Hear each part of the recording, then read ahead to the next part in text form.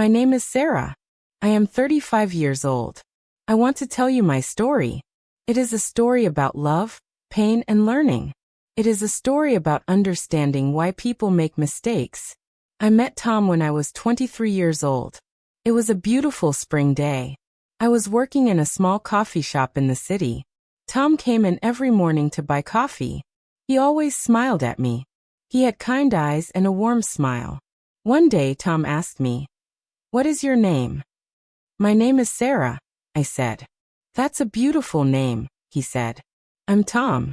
Would you like to have dinner with me?" I felt my heart jump. "Yes," I said. "I would like that." We went to dinner that Friday night. We talked for hours. Tom told me about his work. He was a teacher at a high school. He loved helping students learn. I told him about my dreams. I wanted to be a writer. I wanted to tell stories that would help people. "You will be a great writer," Tom said. "I can see it in your eyes. You have something special." Those words made me feel happy. Tom made me feel special. He made me feel loved. Tom and I fell in love quickly. After 6 months, we moved in together. We found a small apartment near the park. It was not big, but it was our home. We were happy. Every morning, Tom made coffee for both of us. Every evening, we cooked dinner together. We talked about our days. We laughed together. We dreamed together. "One day, we will have a big house," Tom said. "We will have children. We will have a garden with flowers. And I will write my books," I said. "Yes," Tom said. "And you will be famous." 2 years later, Tom asked me to marry him. It was a cold winter night. We were walking in the park. Snow was falling softly. Tom stopped walking. He got down on one knee. "Sarah," he said, "you are my best friend. You are my love. Will you marry me?" I started to cry. "Yes," I said. "Yes, I will marry you." We got married in the spring. It was a small wedding.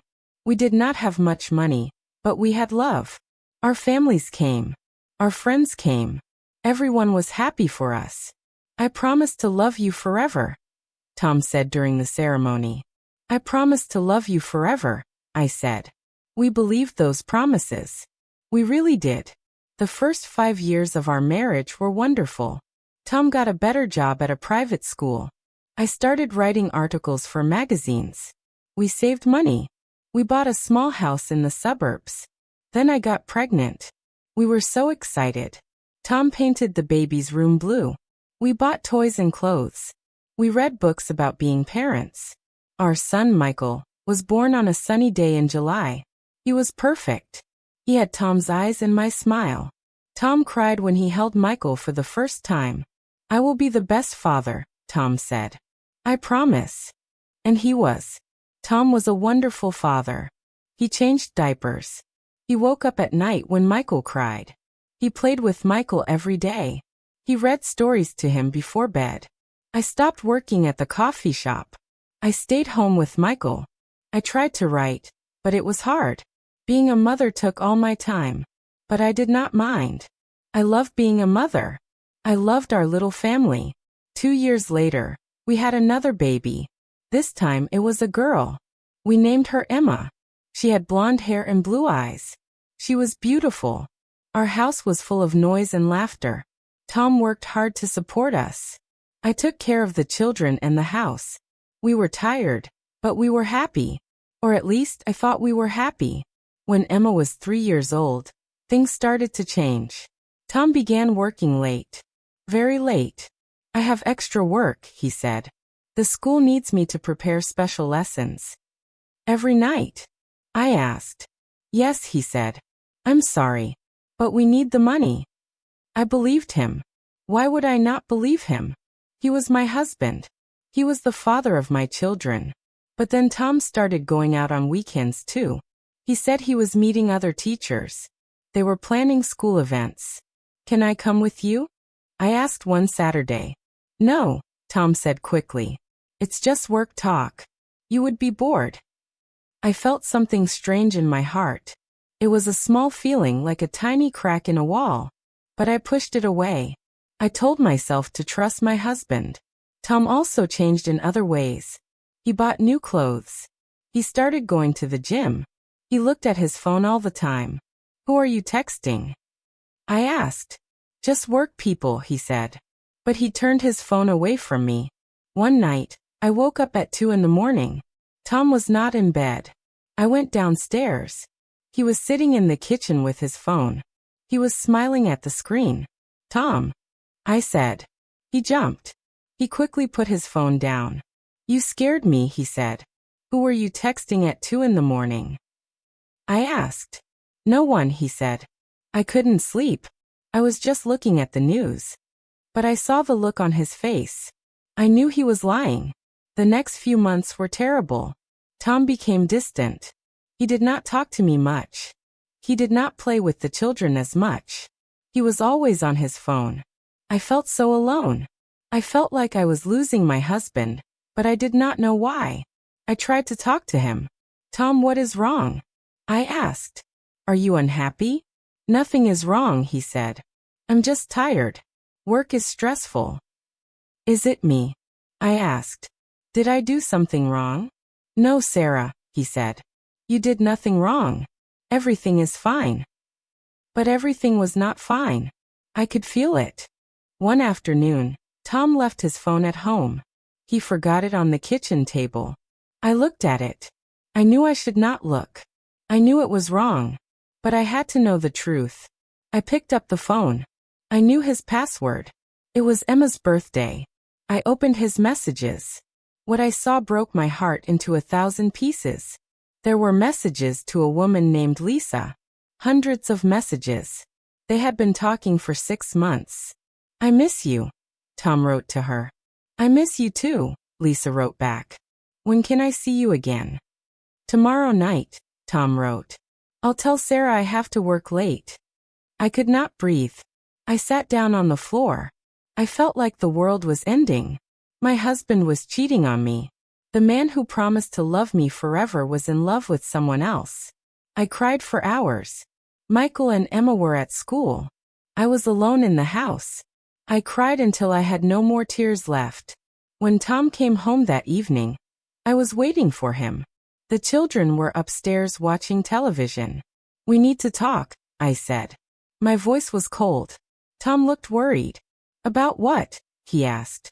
I showed him his phone. About Lisa, I said. Tom's face went white. He sat down. He put his head in his hands.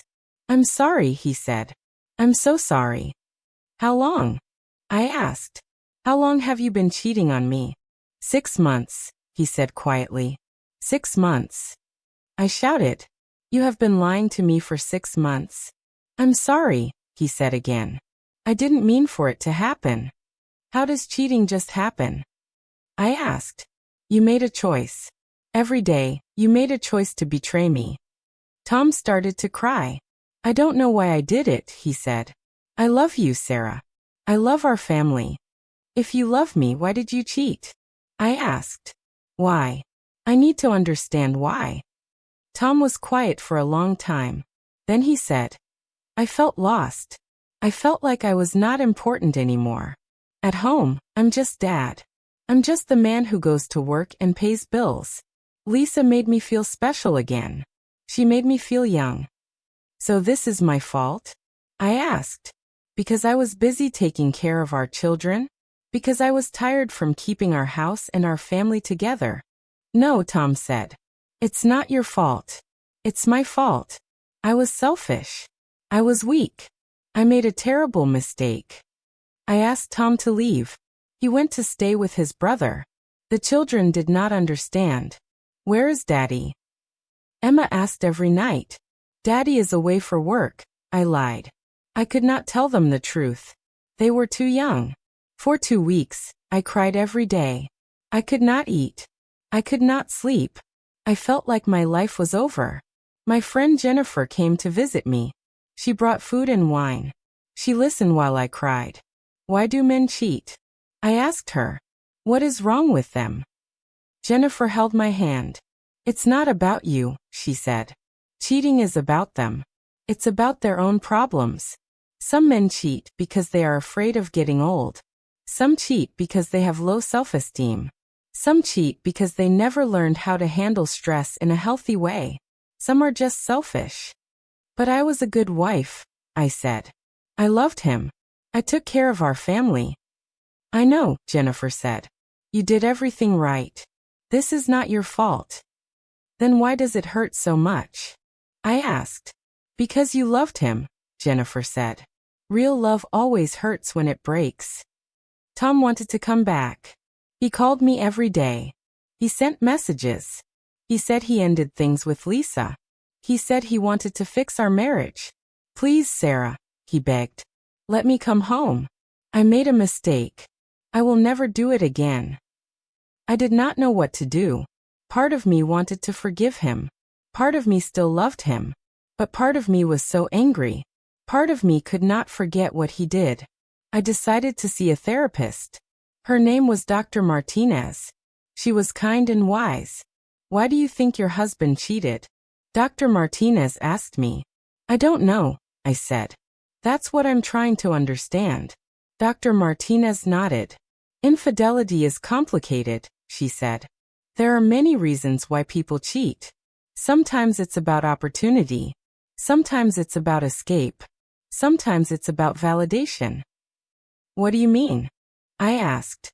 Some people cheat because the opportunity presents itself and they are weak in that moment, she explained. Some people cheat because they are running away from problems at home or problems inside themselves. And some people cheat because they need someone to make them feel valuable and desired. Tom said he felt lost. I told her. He said Lisa made him feel special. That sounds like validation seeking, Dr. Martinez said. Many men struggle with their identity as they get older. They struggle with their role as a father and husband. They miss feeling young and free, so they look for someone who makes them feel that way again. But that's so selfish, I said. Yes, Dr. Martinez agreed. It is selfish. But understanding why someone does something doesn't mean excusing it. It just means you can make sense of it. After many long conversations with Dr. Martinez, I made a decision. I decided to give Tom one more chance. But only under certain conditions. You have to go to therapy, I told Tom. You have to figure out why you did this. I will, Tom said. I'll do anything. And we have to go to marriage counseling together, I said. Yes, Tom said. Whatever you need. And you have to be completely honest with me, I said. No more lies. Ever. I promise, Tom said. No more lies. Tom moved back home. The children were happy, but things were not the same. I looked at Tom differently now. I did not trust him like before. We went to marriage counseling every week. It was hard. We talked about difficult things. We talked about our feelings. We talked about our mistakes. In therapy, Tom explained more about why he cheated. When I was young, my father left my mother, Tom said. He cheated on her and then left. I saw how much it hurt her. I promised myself I would never do that. But you did do that, I said. I know, Tom said. And I think that's part of the problem. I spent so much energy promising I would not be like my father that I never dealt with my own fears about commitment and aging. Go on, the therapist said. When we had children, I felt this pressure, Tom continued. I had to be perfect. I had to be the perfect father, the perfect husband, the perfect teacher. And I was tired. I was so tired. Lisa was easy. She did not need anything from me except attention. It felt like a break from all the responsibility. I started to understand a little. I did not forgive him completely, but I understood better. As Tom worked on himself, I worked on myself too. I realized that I had lost myself in being a wife and mother. I forgot about my own dreams. I forgot about Sarah, the woman who wanted to be a writer. I started writing again. Every morning, I woke up early. I wrote for 1 hour before the children woke up. I wrote about my feelings. I wrote about my pain. I wrote about healing. I also started taking care of myself better. I went to the gym. I bought new clothes. I spent time with friends. I remembered that I was not just a wife or a mother. I was Sarah. I was my own person. This made things better between Tom and me. When I felt stronger, I could communicate better. I could tell Tom what I needed. I need you to help more with the children, I said. I need time for myself. Of course, Tom said. I should have been doing that all along. Things slowly got better. Tom came home early. He played with the children. He helped with dinner. He asked me about my writing. How is your book going? He would ask. Good, I would say. And I could see that he really cared about my answer. 1 year after I discovered Tom's affair, we went on a trip. Just the two of us. Tom's mother watched the children. We went to the mountains. We stayed in a small cabin. We walked in the forest. We talked. We really talked. I want to tell you something, Tom said one evening. We were sitting by a fire. What? I asked. I understand now why I cheated, Tom said. It was not about Lisa. It was not about you. It was about me. I was scared. Scared of what? I asked. Scared of being ordinary, Tom said. My whole life, I wanted to be special. I wanted to be important. But then I became a regular dad with a regular job and a regular life. And I felt like I was disappearing. Lisa made me feel special for a little while. But it was all fake. It was not real. And now? I asked. Now I understand that being a good father and a good husband is special, Tom said. It's the most important thing I can be. I don't need fake excitement. I need real love. And real love is here, with you and Michael and Emma. I looked at Tom. I saw tears in his eyes. I saw real understanding. I forgive you, I said. And I meant it. For the first time, I really meant it. It has been 3 years since Tom's affair. Our marriage is different now. It is not the innocent, easy love we had before. It is stronger, but also more complicated. I will not lie and say everything is perfect. There are still hard days. Sometimes I think about what Tom did. Sometimes I feel angry. Sometimes I feel sad. But most days I feel grateful. Grateful that we survived. Grateful that we learned. Grateful that we grew. Tom is a different man now. He is more present. He is more honest. He talks about his feelings. He does not run away from problems. And I am a different woman. I am stronger. I am more independent. I finished my book. It is a book about marriage, betrayal, and forgiveness. A publisher wants to publish it. I'm so proud of you, Tom says. Thank you, I say. I'm proud of us. Our children are growing up. Michael is 10 now. Emma is 8. They are happy, healthy children. They do not know what happened. Maybe one day we will tell them. Maybe not. So why do men cheat? After everything I experienced and learned, I understand that there is no simple answer. Men cheat for many reasons. Some cheat because they are selfish. Some cheat because they are weak. Some cheat because they are running from their own fears. Some cheat because they never learned how to communicate their needs. Some men cheat because they are afraid of growing old. Some cheat because they feel invisible. Some cheat because they want to feel young and desired again. Some cheat because they have problems they never solved. But here is what I learned. Cheating is always a choice. No matter what problems someone has, they choose to betray their partner. They choose to lie. They choose to be selfish. And here is what else I learned. Understanding why someone cheats does not mean excusing them, but it can help you heal. It can help you decide if you want to forgive them or not. Some marriages survive infidelity. Some do not. There is no right answer. Every person must decide for themselves. I chose to stay with Tom. I chose to forgive him. But it took time. It took work. It took honesty from both of us. Today, I can say that I am happy. Not perfectly happy, but genuinely happy. My life is full of meaning. I have my children. I have my writing. And I have a husband who learned from his mistakes. Was it worth the pain? I do not know. But I know this. I am stronger now. I am wiser now. I understand myself better. I understand love better. Love is not just a feeling. Love is a choice. Every day, you choose to love someone or not. Every day, you choose to be honest or to lie. Every day, you choose to build your relationship or to destroy it. Tom chose to destroy our relationship for 6 months. But then he chose to build it again. And I chose to help him. Now every day, we both choose love. We choose honesty. We choose commitment. And that is enough. That is the end of my story. Thank you for listening. Now that you've seen the whole story, we would really appreciate it if you rate it from 1 to 10 in the comments. Your thoughts help us improve and make sure we bring you the kind of stories you truly enjoy.